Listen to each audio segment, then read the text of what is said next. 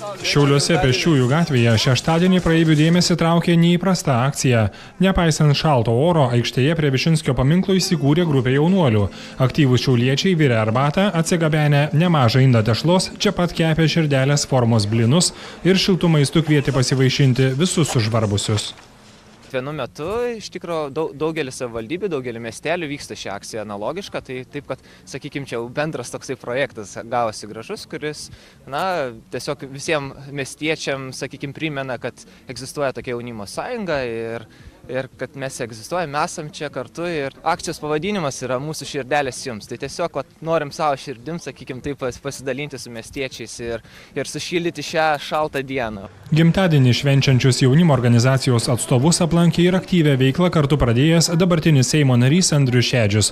Politikas pasidžiaugė, kad šie jaunuoliai nestokoja entuziazmo.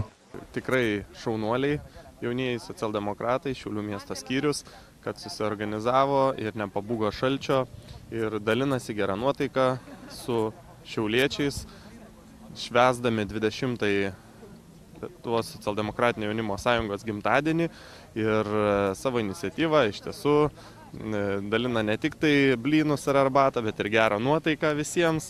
Jaunųjų socialdemokratų vaišės traukė ir jaunų ir vyresnio amžiaus šiauliečių dėmesį. Žmonės mielai gurkšnojo arbatą, ragavo blynų, domėjosi organizacijos veikla, nuveiktais darbais.